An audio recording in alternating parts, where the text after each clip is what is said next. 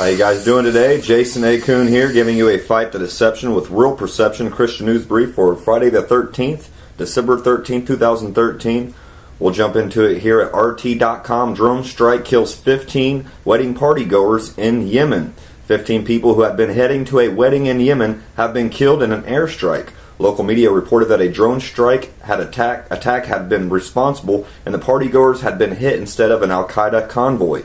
An airstrike missed its target and hit a wedding car convoy. 10 people were killed immediately. Another 5 who were injured died after being admitted to the hospital, a Yemeni security official told Reuters. 5 more people were injured in the attack, which took place in Rada, central Al-Baida province on Thursday, the source added. The group had been en route to the village of Kaifa, the site of the wedding, when it was hit. The assault left charred bodies strewn in the road and vehicles on fires, officials told the AP.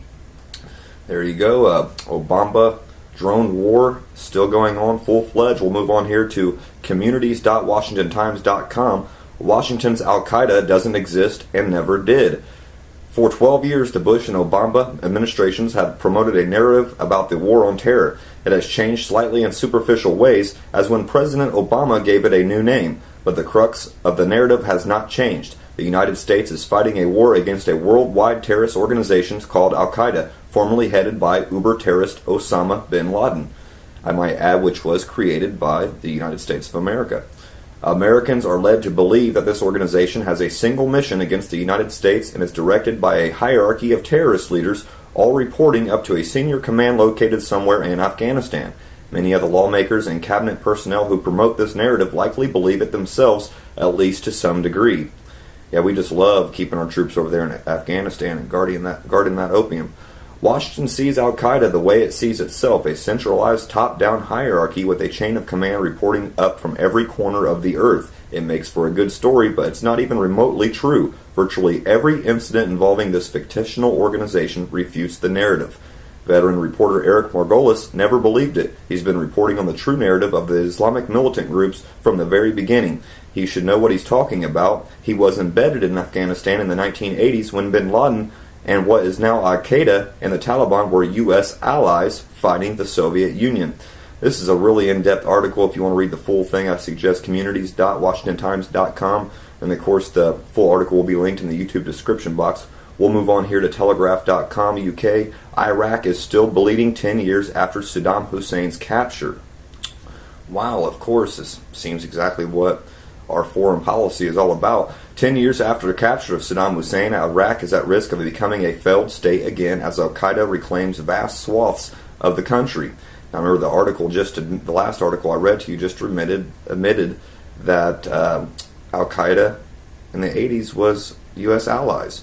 Friday's anniversary of the Iraqi dictator's arrest sees the country still struggling with his legacy, with Al-Qaeda launching a fresh campaign of terrorist atrocities from new territory carved out in western and northern Iraq. And this is exactly what is going on in Libya.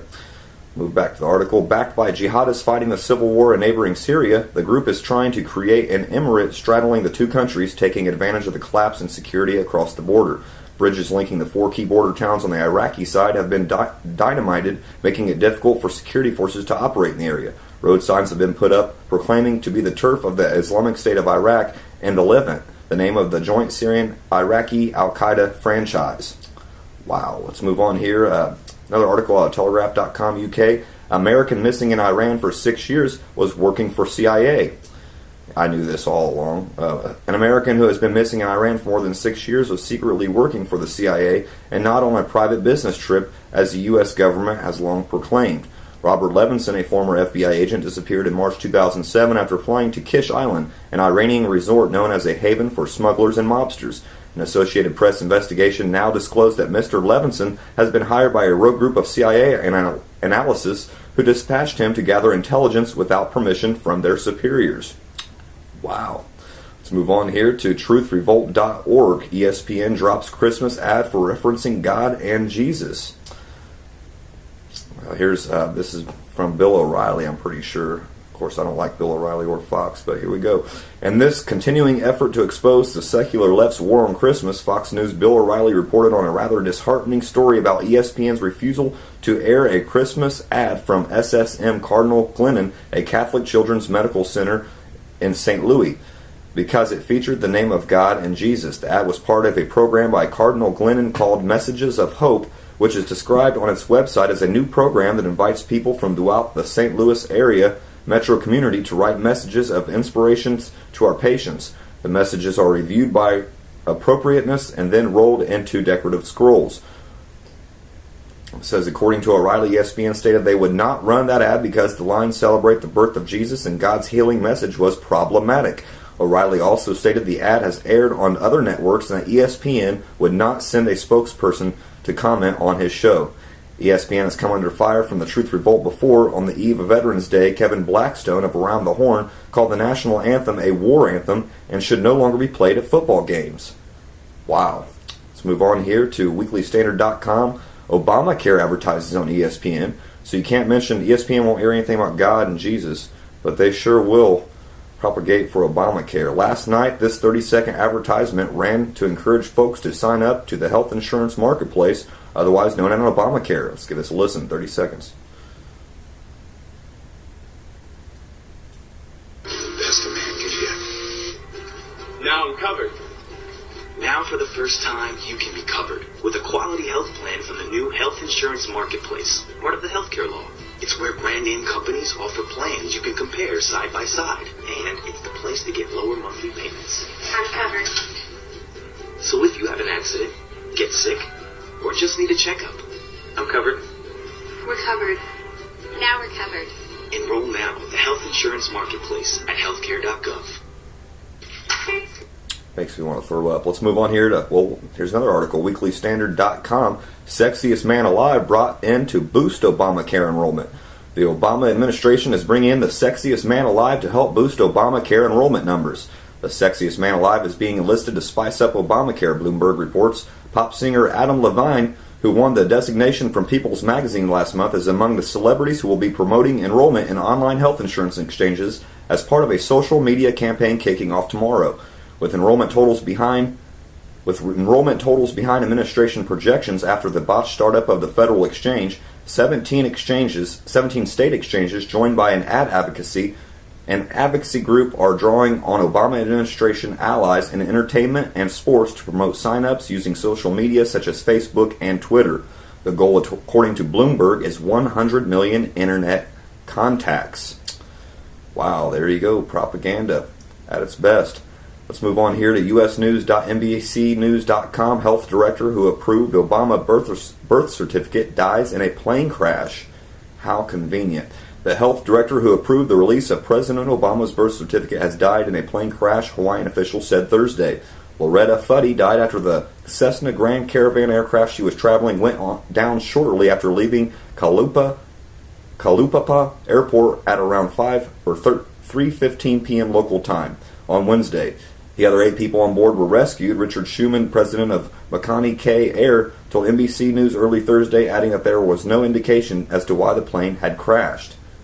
Wow. Let's move on here to lifenews.com. Belgian Senate approves measuring out. This is out of Belgium. Senate approves measure allowing doctors to euthanize children. Wow. Can you say coming to America? The Belgian Senate voted 50-17 to extend euthanasia to children with disabilities, and a move pro-life advocates worldwide have been fearing would come and expand to an already much abused euthanasia law even further. The vote today in the full Senate comes after Senate committee voted 13-4 to allow minors to seek euthanasia under certain conditions, and the measure would also extend the right to request euthanasia to adults with dementia. There is still a chance to stop the bill in the House of Representatives. The pro-life campaigners fear it will become law. Wow. Here's the last article of the day. This is a YouTube video from CorbettReport.com. 10 climate myths busted in 60 seconds. Give this a listen. The Corbett Report presents 10 climate myths busted in 60 seconds. The Earth is warming. On what timescale? This year was the hottest year ever. Was that before or after NASA and the NOAA altered the temperature record to make recent years warmer? 97% of scientists agree on global warming. You mean 97% of 77 scientists in an unscientific online poll? Sea levels are rising.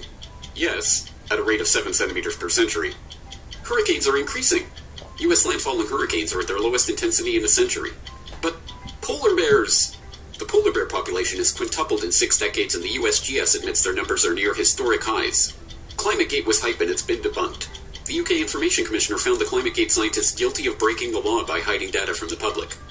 Models project a temperature increase of over 2 degrees this century, and these same models overestimated warming over the past 15 years by 400%. Weather is not climate.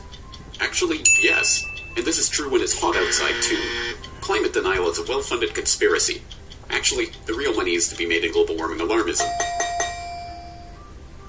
Any questions? Trent? There you go, guys. That's all the articles I got for you today. I don't want to leave you without the New World Order quote of the day by Abraham Lincoln. The government should create, issue, and circulate all the currency and credits needed to satisfy the spending power of the government and the buying power of the consumers. By the adoption of these principles, the taxpayers will be saved immense sums of interest. Money will cease to be master and become the servant of humanity. Again, that was President Abraham Lincoln. I don't want to leave you without the proverb of the day, Proverbs 29:7, King James only.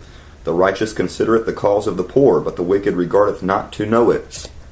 Again, guys, that's all the news and articles and quotes I got for you today. If you want to check me out on Facebook, it's Jason A. Kuhn. That's also my YouTube channel.